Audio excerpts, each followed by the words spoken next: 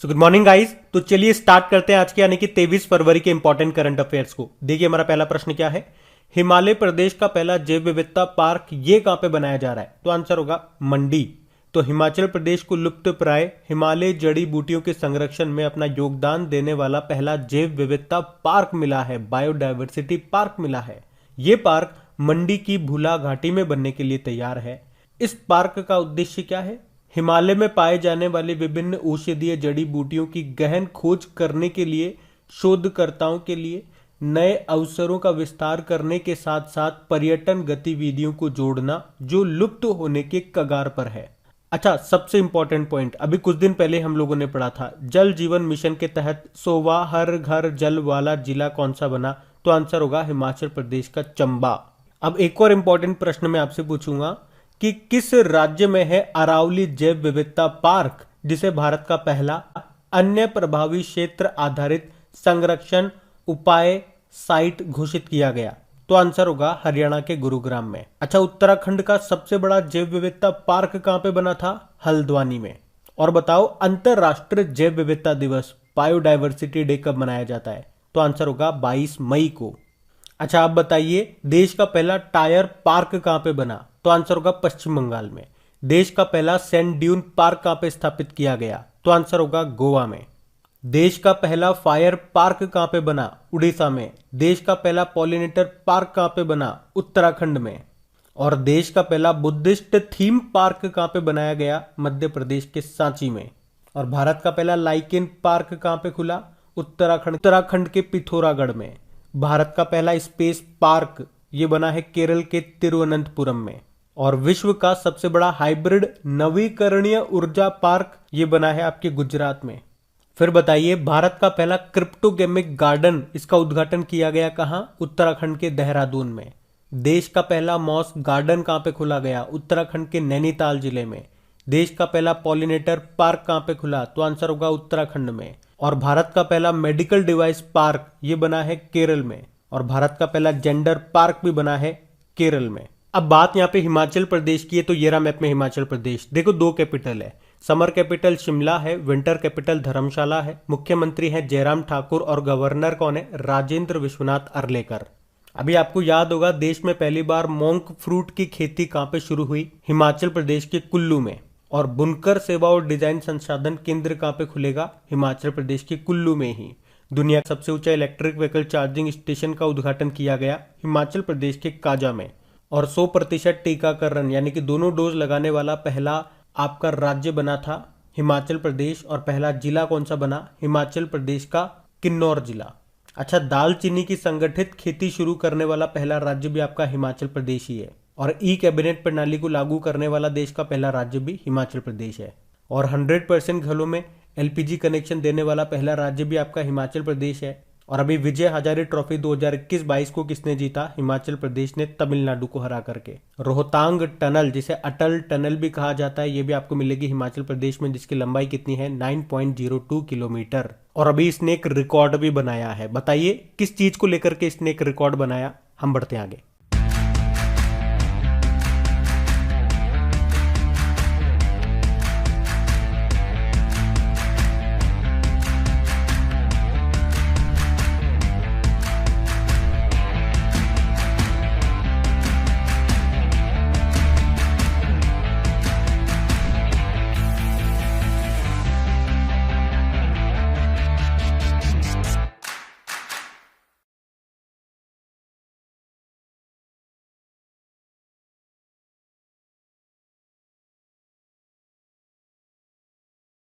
अच्छा बताइए फरवरी 2022 में भारत और किस देश के बीच में द्विपक्षीय संयुक्त वायुसेना सैन्य अभ्यास जिसका नाम है एक्स ईस्टर्न ब्रिज 6 का आयोजन हुआ? तो आंसर होगा ओमान। तो एक्सरसाइज का नाम याद रखना, एक्स ईस्टर्न ब्रिज 6 मतलब ये इसका छठा संस्करण है जो कि 21 से लेकर 25 फरवरी तक होना है। किन दो देशों के बीच में? भारत और ओमान के बीच में। कहां पर? राजस्थान के जोधपुर में। ये एक वायु सैन्य अभ्यास है। अच्छा, वैसे ओमान के साथ हम लोगों ने अल नगाह और नसीम अल बहर नाम की एक्सरसाइज भी की है। देखो ओमान की कैपिटल क्या होती है? मस्कट। करेंसी है ओमानी रियाल। और आपको याद होगा एक चक्रवात आया था तौकाते नाम का, उसका नामकरण ओमान ने ही किया था। और 2024 में जो FIH hockey 5S world cup होंगे वो ओमान की कैपिटल मस्कट में होंगे। अच्छा, आप लोग मुझे बताइए, ओमान सागर और फारस की खाड़ी को जोड़ने वाली जल संधि कौन सी है? हारमुज जल संधि। और लाल सागर और भूमध्य सागर को जोड़ने वाली नहर कौन सी है? स्वेज नहर है। और अटलांटिक महासागर को भूमध्य सागर से जोड़ने वाली जल संधि है जिब्राल्टर जल संधि, और इसे भूमध्य सागर की कुंजी भी कहते हैं। तो ये याद रखना। बढ़ते आगे। फिर बताइए, अभी हाल ही में केंद्र सरकार ये फसल बीमा पॉलिसियों को वितरित करने के लिए कौन सा अभियान चलाएगी? तो आंसर होगा मेरी पॉलिसी मेरे हाथ। अच्छा, आपको याद होगा 18 फरवरी 2016 को मध्य प्रदेश के सीहोर में प्रधानमंत्री नरेंद्र मोदी ने किसानों को प्राकृतिक आपदा से बचाने के लिए प्रधानमंत्री फसल बीमा योजना को शुरू किया था। तो उस फसल बीमा योजना का लाभ किसानों के घर तक पहुंच सके, उसके लिए कृषि व किसान कल्याण मंत्रालय ने एक नया अभियान शुरू किया है जिसका नाम है मेरी पॉलिसी मेरे हाथ अभियान, जिसका उद्देश्य मैंने आपको बताया, फसल बीमा योजना का लाभ किसानों को उनके घर पर उपलब्ध कराना। अच्छा, इसी तरह से आपको याद होगा एक प्रधानमंत्री किसान सम्मान निधि योजना भी है जो शुरू हुई थी 24 फरवरी 2019 को। कहां से? उत्तर प्रदेश के गोरखपुर से। इसमें साल में 3 बार, मतलब 3 किस्तों में 2-2 हजार रुपए करके दिए जाते हैं किसानों को, टोटल 6,000 रुपए हो गए। और वैसे किसान सम्मान निधि योजना को क्या बोलते हैं? कृषक सम्मान निधि योजना भी बोलते हैं। और प्रधानमंत्री कुसुम योजना के बारे में पढ़ा था आपने।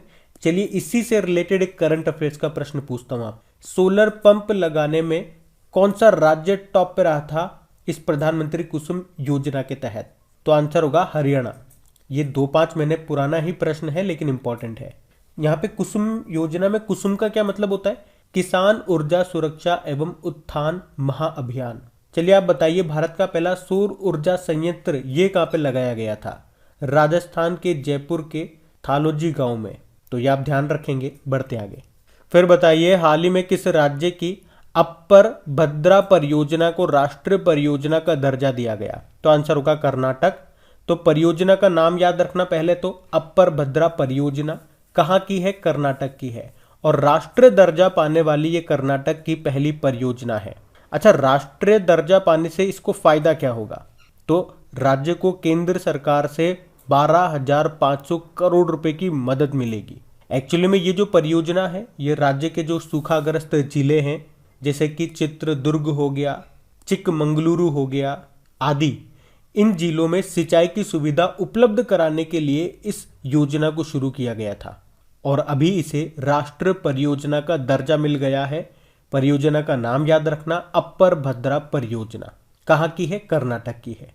अच्छा, इसी तरह से एक परियोजना आपको जरूर याद होगी, केन बेतवा लिंक नदी जोड़ परियोजना। पानी कहां से कहां जाएगा? केन से बेतवा में।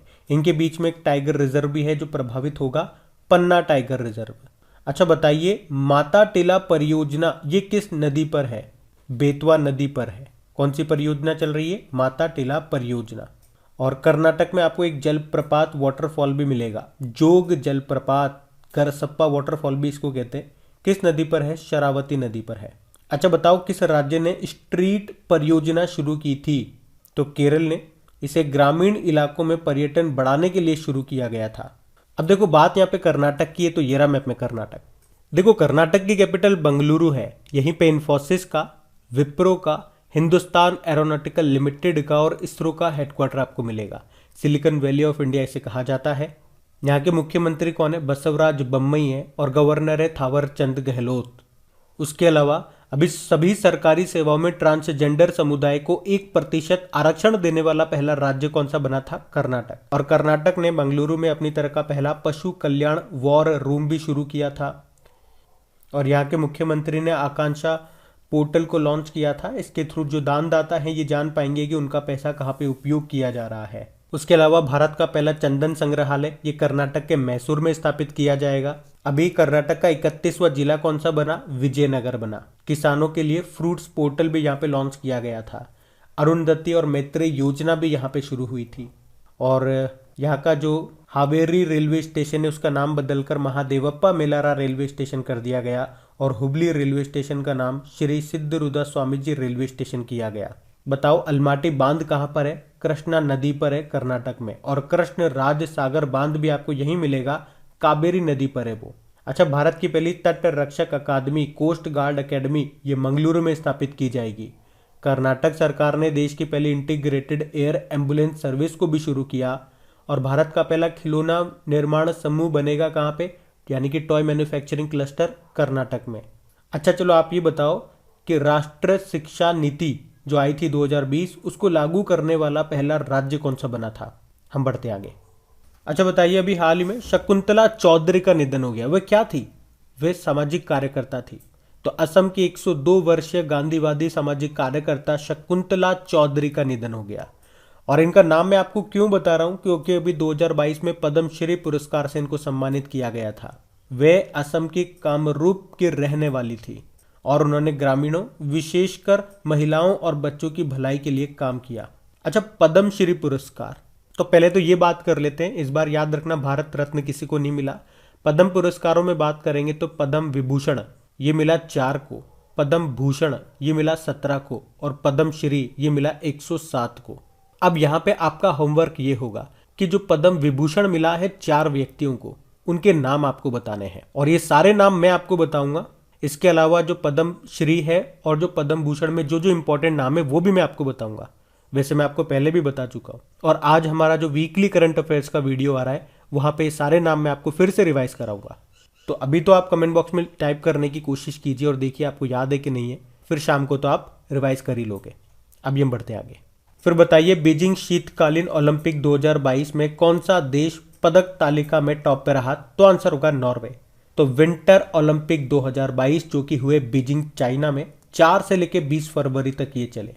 अच्छा, बीजिंग से भी याद रखना आप, ये दुनिया का एकमात्र ऐसा शहर है जहां पे विंटर ओलंपिक्स भी हो चुके हैं और समर ओलंपिक्स भी हो चुके हैं।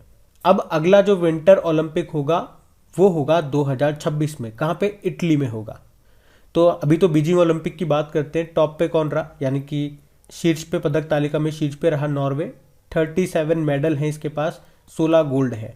गोल्ड के आधार पर ही रैंकिंग दी जाती है, ये हमेशा याद रखना। फर्स्ट पे नॉर्वे है, सेकंड पे जर्मनी है, तीसरे पे चाइना है और चौथे पे यूएसए है। और भारत की बात करेंगे तो आपको पता ही, हमने पढ़ा था भारत की तरफ से केवल एकमात्र खिलाड़ी इसको ज्वाइन कर रहे हैं, पार्टिसिपेट कर रहे हैं। उनका नाम आरिफ खान है जो कि एक स्कीयर है, जम्मू कश्मीर से है ये। और ये उद्घाटन समारोह में देश के ध्वजवाहक भी थे। देखो, बीजिंग ओलंपिक की बात कर लें तो इसका जो शुभंकर है, मैस्कॉट है, बिंग ड्वेन ड्वेन है और इसके पैरालंपिक का है श्वेन रॉन रॉन। और एक और प्रश्न बनेगा यहाँ से कि बीजिंग ओलंपिक के लिए भारतीय दल के शेफ डे मिशन कौन बने थे? हरजिंदर सिंह बने थे। तो ये आप ध्यान रखेंगे। बढ़ते आगे। फिर बताइए, अभी हाल ही में विश्व चिंतन दिवस कब मनाया गया? तो आंसर होगा 22 फरवरी को। तो वर्ल्ड थिंकिंग डे, जिसे मूल रूप से थिंकिंग डे के रूप में भी जाना जाता है, ये दिन दुनिया भर में साथी भाइयों और बहनों के बारे में सोचने, उनकी चिंताओं को दूर करने और मार्गदर्शन के सही अर्थ को समझने के लिए मनाया जाता है। क्या थीम रही? हमारा विश्व, हमारा समान भविष्य, यानी कि our world, our equal future. देखो, फरवरी के इंपॉर्टेंट डेज की बात करते हैं। चलो एक बार फिर से रिवाइज कराते हैं आपको। 1 फरवरी को भारतीय तटरक्षक बल ने स्थापना दिवस मनाया था। 2 फरवरी को होता है वर्ल्ड वेटलैंड डे, विश्व आर्द्रभूमि दिवस। 4 फरवरी को वर्ल्ड कैंसर डे होता है। 8 फरवरी को सेफर इंटरनेट डे होता है। 10 फरवरी को विश्व दलहन दिवस, वर्ल्ड पल्सेस डे होता है। 10 फरवरी को ही राष्ट्रीय कृमि निवारण दिवस, नेशनल डिवॉर्मिंग डे मनाया। 11 फरवरी को विश्व में महिलाओं और लड़कियों का अंतर्राष्ट्रीय दिवस, international day of women and girls in science. 11 फरवरी को ही वर्ल्ड यूनानी डे मनाया।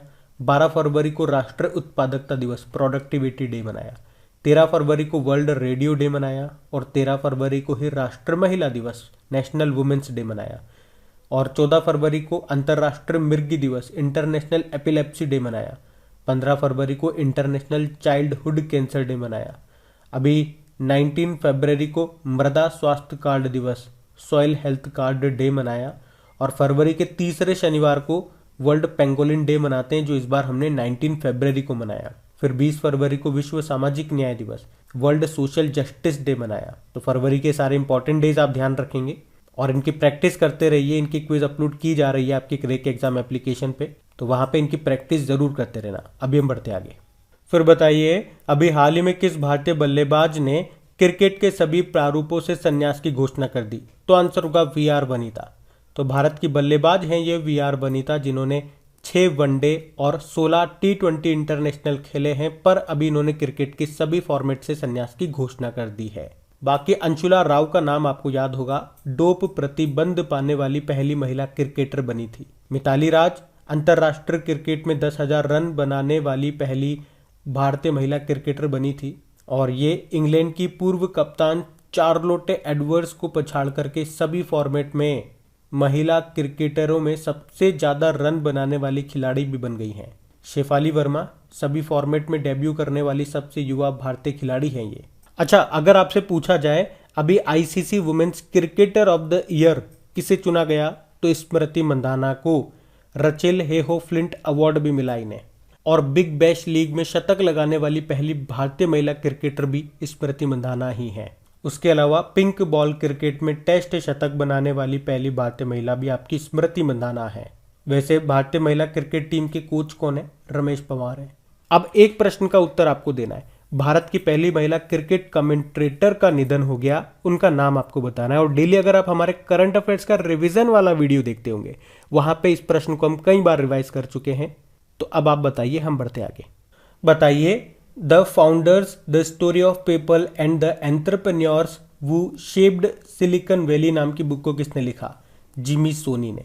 तो लेखक जिमी सोनी ने इस बुक को लिखा है, जिसका नाम है the founders, the story of people and the entrepreneur वो शेप्ड सिलिकॉन वैली। इसमें पेपल की कहानी है कि इसने कैसे एक स्टार्टअप की यात्रा को कवर किया जो आज तक की सबसे सफल कंपनियों में से एक बन गई है, जिसकी कीमत आज $70 बिलियन से ज्यादा है।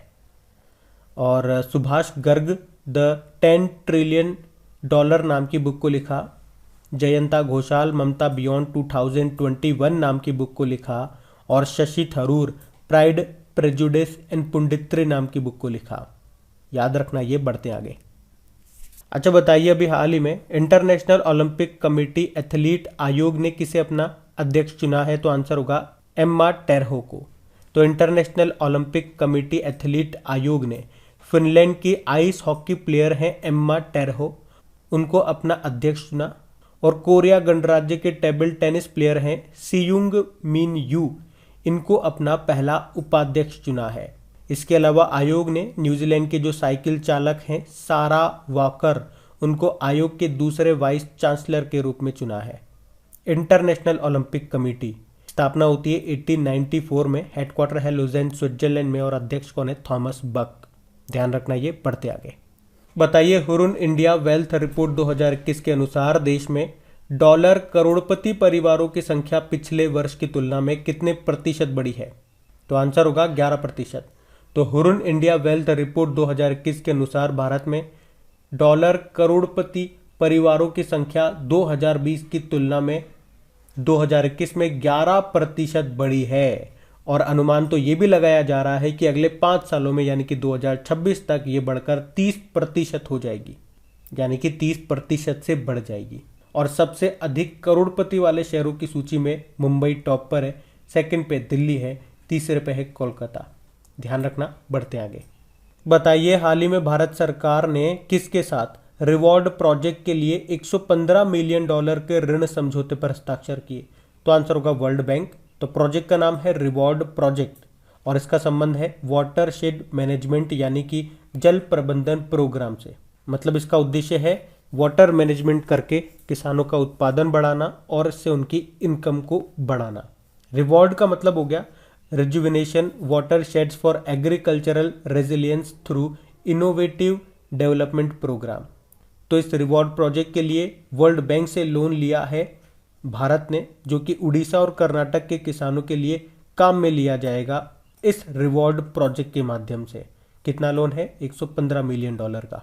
देखो, वर्ल्ड बैंक की स्थापना होती है 1944 में, हेडक्वार्टर है वॉशिंगटन डीसी में और इसके अध्यक्ष हैं डेविड मालपास। और वर्ल्ड बैंक की एमडी सीएफओ कौन बनी थी? अंशुला कांत। ये पहली भारतीय महिला सीएफओ है और ये पहली महिला सीएफओ है। और वैसे अभी वर्ल्ड बैंक ने कौन से रिपोर्ट को जारी करना बंद कर दिया? Ease of doing business report को। और वर्ल्ड बैंक ने किसे अपना शिक्षा सलाहकार बनाया था? रणजीत सिंह डिसाले को। तो अब बात करेंगे कल के वीडियो में पूछे गए प्रश्न के उत्तर की। और हाँ गाइज, अगर सेशन अच्छा लगा है, हेल्पफुल लगा है, मेहनत अच्छी लगती है तो प्लीज वीडियोस को सपोर्ट भी जरूर करा करें। अगर आप चाहते हो ये सीरीज इसी तरह से कंटिन्यू बनी रहे तो प्लीज वीडियोस को अपने दोस्तों के साथ में, अपने फ्रेंड सर्कल में या आपके घर में परिवार में कोई पढ़ने वाले स्टूडेंट्स हैं तो प्लीज एक बार उनके साथ शेयर जरूर करना। और हाँ, लाइक करना मत भूलना। और इन सब की क्विज जहां पे आप इनकी प्रैक्टिस कर सकते हो, वो क्विज बना करके, वो टेस्ट बना करके अपलोड कर दिया गया आपकी क्रिक एग्जाम एप्लीकेशन पे। वहीं पे आपको पीडीएफ भी मिल जाएगी। क्रिक एग्जाम एप्लीकेशन का लिंक नीचे डिस्क्रिप्शन में है। तो कल आपसे पूछा था देश की पहली मोबाइल बायोसेफ्टी लैब का उद्घाटन कहां पे किया गया? नासिक में। आप सभी ने प्रश्न का बिल्कुल सही उत्तर दिया है। अब ये रहा आज का आपका होमवर्क प्रश्न।